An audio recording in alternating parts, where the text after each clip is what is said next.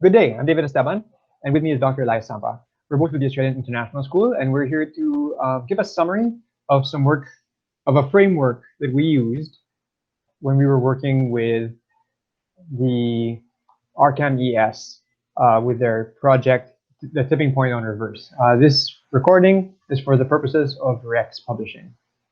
So with that, I'm going to jump right into it. You can see over here that the framework's name is Realized Values Through Assessment, and it's the framework and process of curriculum integration. This program was delivered by Elias and myself through an organization called the Australian International School. The Australian International School goes from preschool to grade 12, it's accredited by local and international bodies, and we also have experience in higher education as well as vocational education and training, locally as well as internationally. The facilitator team was led by Elias and myself, but it included people from AIS, both in the faculty and administration, who have experience with curriculum design, development, and delivery, as well as assessment, design, development, and delivery. AIS has an extensive experience in outcome-based curriculum and assessment, thanks in large part through the work of Dr. Elias Sampa, who's our head of programs and curricula. We also have the benefit of having the insight from delivering programs from Australia, from the UK, which are also very outcomes focused. We take this now into all of our learning into account when we work with organizations, schools, any kind of learning organization. And this is our framework for engagement. We start by learning about the organization we're working with. We look at the partners' near and long-term objectives, and we analyze their current state. Based on that, we then develop a recommendation of programs that we can engage to increase capacity when needed. Right now, this may include training, it may not. It might include curriculum redesign, assessment, alignment. It might include vertical articulation. It might include developing policies and systems for greater communication horizontally as well as vertically.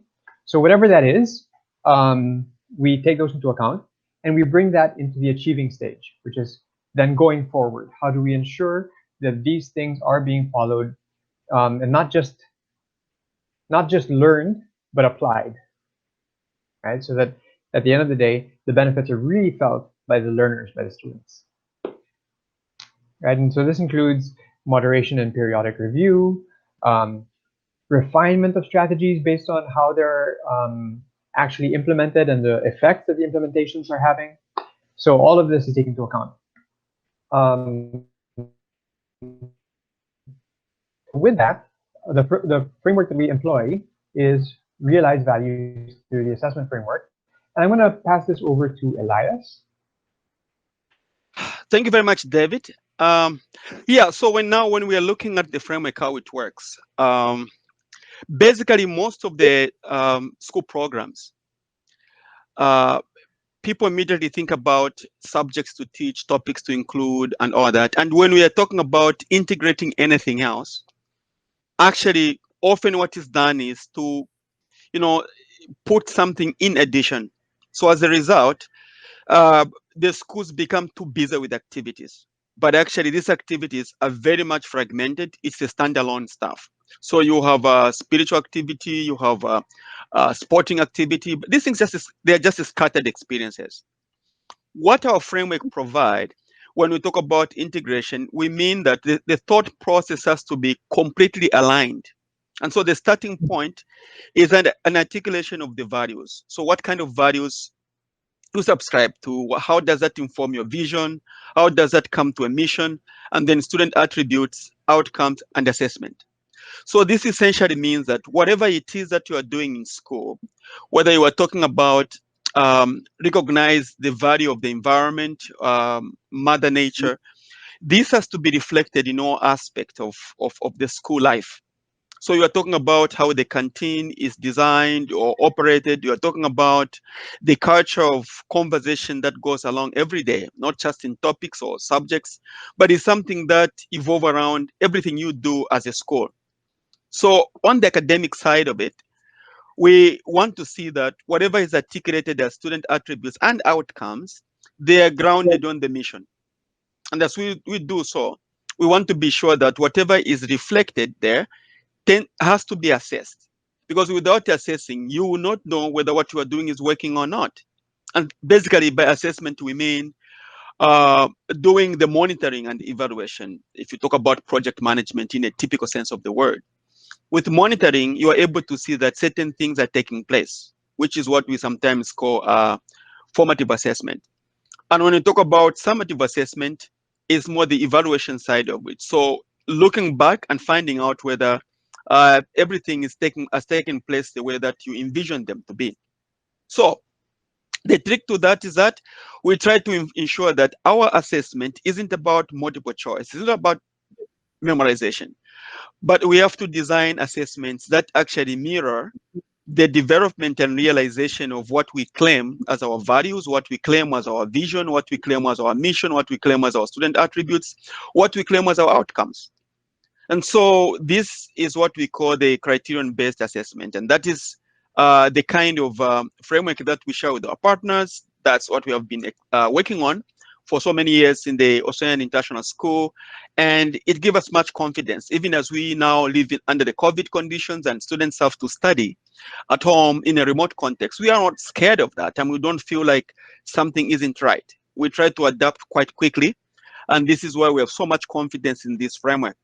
Now, moving to the tipping point, the experience of the Catholic institutions, particularly in Manila,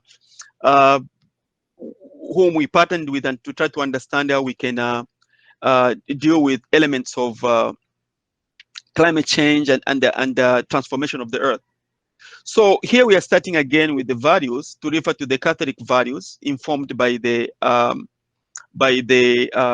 articulations that are found in the official documents. And then we are looking at the vision and mission. So an ecologically centered humanity developed through ecologically conscious schools. And then the attributes that would mean that we are talking about morally upright, ethical, ecologically conscious students. Then on the outcomes, we will now be looking at elements like clearly defined abilities in each subject. This means we are not just talking about attaching this as an added number of contents or added number of activities. But what we mean is whether you are teaching math, science, technology, English writing, anything that you teach, Filipino. The fundamental question is, what is there in the articulated outcome that is captured by that? And then assessment means getting back and making sure that you are catching in your assessment the experience that we need to really capture and implement. So that's the story of the tipping points on reverse. Thank you very much, David. Thank you as well. Thank you as well, Elias. And thank you very much for listening. If you have any questions, you can contact Elias or I directly or through Mayet. Have a great day.